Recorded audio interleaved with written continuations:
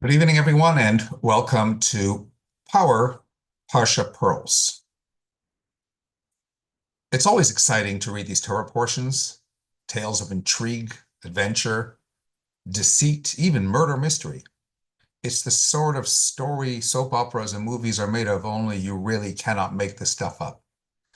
So I wonder, therefore, why, in the midst of it all, we find one continuous, seemingly trite detail by each of our patriarchs.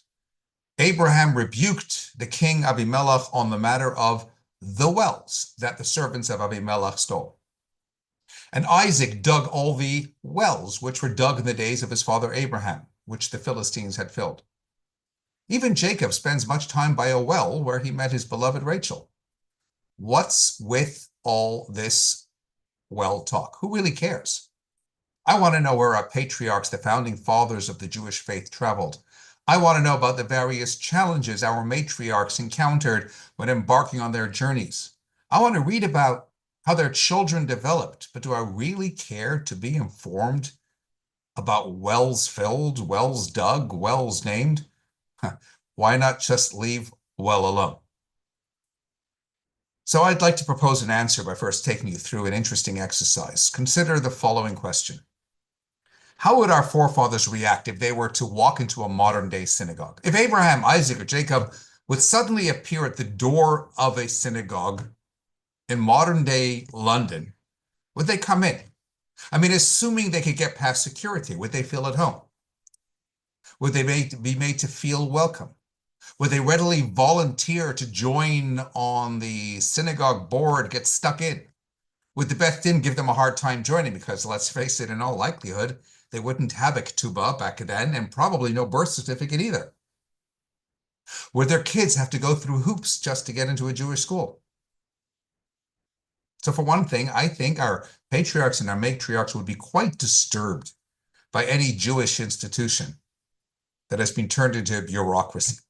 I doubt that they would be comfortable in any synagogue that did not welcome every individual equally, where every soul felt at home. From right to left, from black hats to little yarmulkes, in our patriarch's world, everybody belonged. History records the fact that some of the great sages and ancient mystics of the past used to take time out in order to recite certain prayers, specifically and particularly in the fields, in the forests. For example, on Friday night, it was customary for some to pray in the solitude of nature rather than in a synagogue.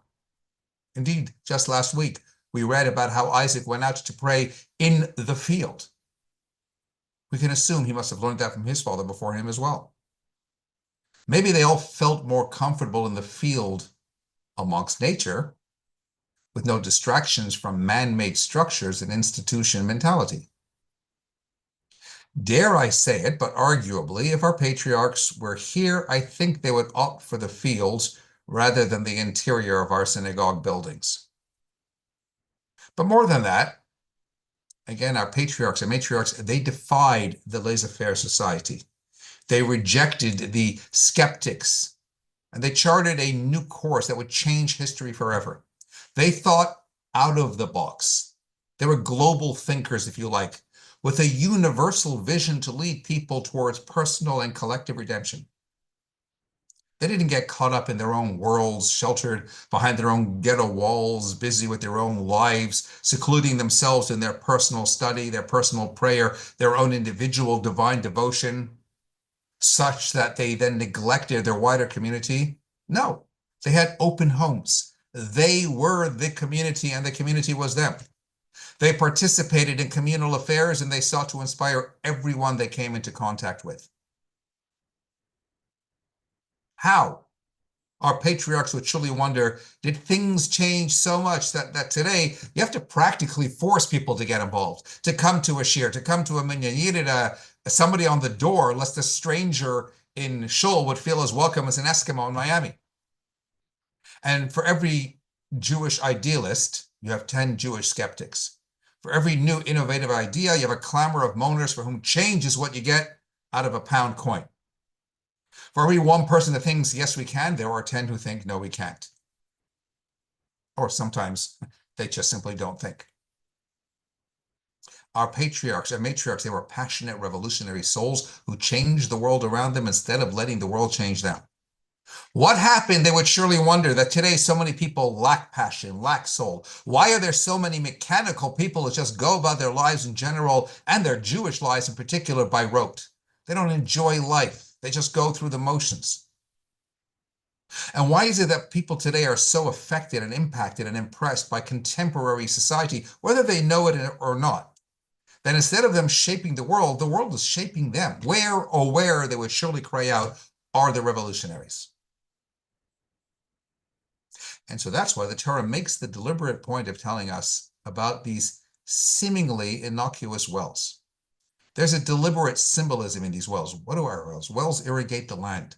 They benefit their surrounds. And just as Abraham, Isaac, and Jacob, Sarah, Rebecca, Rachel, and Leah benefited from their community, they thrived on community life. They relished the sense of belonging because they knew and appreciated that ultimately no one is an island unto themselves. And that community is part of what defines who you are. And as much as they drank from the metaphorical well of the community, they also dug wells. They sought to give something back. They dug wells, they irrigated, they contributed as much as they benefited. They were the community, and the community was them. So would our patriarchs walk through the doors of a 21st century synagogue, take in the scene and the apathy and the indifference, and beat a hasty retreat back to the beginning of time? I think not.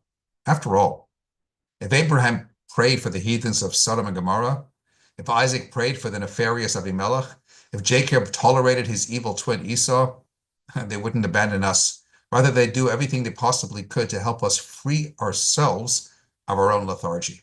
In fact, I suggest our patriarchs would actually find profound merit in us, their great descendants. That despite all the persecutions and despite centuries of oppression, we, their offspring, are still standing. Yes, maybe weak at times, perhaps somewhat inconsistent, indeed, at times devoid of passion, but still standing, still trying. To be sure, they wouldn't merely pat us on the back and make us feel good about ourselves. We do a very good job of that on our own. But they would engage us, they would challenge us, they would rouse us, they would empower us, they would fire us up to cease acting like victims and take control of our lives and our destinies. They would imbue us with profound confidence to go out and get involved, to dig our own wells, to make our own difference, to give a little more and change the environment in which we live a little more. So the constant reference to wells, inserted in the midst of a greater adventure, is to focus our minds, to challenge ourselves and each other, to consider how a man who lived over 3,700 years ago would react to our world, our community, and what he or she would do to have improved our condition. And then to consider that we don't really need to go that far back. Perhaps Abraham, Isaac, Jacob, Sarah, Rebecca, Rachel, and Leah, they're really inside of you and me.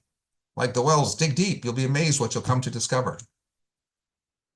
Just like our forefathers and our foremothers exerted extensive effort in digging wells, so too we should metaphorically dig wells of meaning in our own lives. We should dig through the layers of materialism and human complacency in order to uncover the abundance of spiritual wealth that resides beneath the surface. Everywhere we dwell, there is capacity to dig. In some places, we need to dig deeper. And in some places, we need to take longer. And in some places, the digging is smooth, and in others, the diggers encounter obstacles. Ultimately, however, there is opportunity to tap into a deep, unlimited source in nearly every situation. And you know, when I think about this in the context of the pioneers in Israel, how it all began, back-breaking work, digging through the earth in search of fresh water. Eventually, some people gave up. They worked hard and only see dirt rather than the fruits of their labor. They're exhausted. They're disappointed. They put down their tools. They leave. Other diggers are still hopeful that they'll reach water. They have faith that the work is not in vain, and eventually they'll reach a trickle of water. The excitement is immense, but then they see the water is dirty. It's filled with sand, and the discovery is shattering. After their hard work, they realize that the water is not fit for purpose. So they also despair, and with acute disappointment, they lay down their tools and they give up. And some, with even deeper faith, continue the challenge. They understand that the muddied water is still water and a sign that they have nearly reached their destination. They just need to dig a little deeper. And this group, therefore, renews the digging with even greater vigor and energy and effort until they bypass the grit and the sand and finally reach the pure flowing water. So again, in that sense, wells are a metaphor of faith, even when life is difficult, even if the water lacks clarity. If we dig deep enough, we will always find meaning. Indeed, the Torah itself is often compared to water because just like water nourishes our bodies, spirituality nourishes our souls. And let's call it for what it is. Our generation seems thirstier than ever before. And yet we often attempt to quench that thirst with dirty water from a pit. And when that pit dries up, we have to fill it with something else from outside rather than tapping into our spiritual wells. Ultimately, our basic mission in life is to metaphorically dig a well to achieve our greater missions. Though Abraham, Isaac, and Jacob, their wells lasted the duration of their own lifetimes, there were times when others came and filled them up with sand, and then others came along and redug the wells, reaching the same depth, tapping into the same limitless source of those before them. And though at first it may be hard to see fruition when we try to delve into the depths of spirituality in our lives, and though sometimes the pits we dig are temporarily filled in, ultimately, if we continue to dig deep enough, our efforts and our faith will culminate in enduring wells of meaning that will give us all the nourishment that we seek and the goodness that we aspire to in our lives.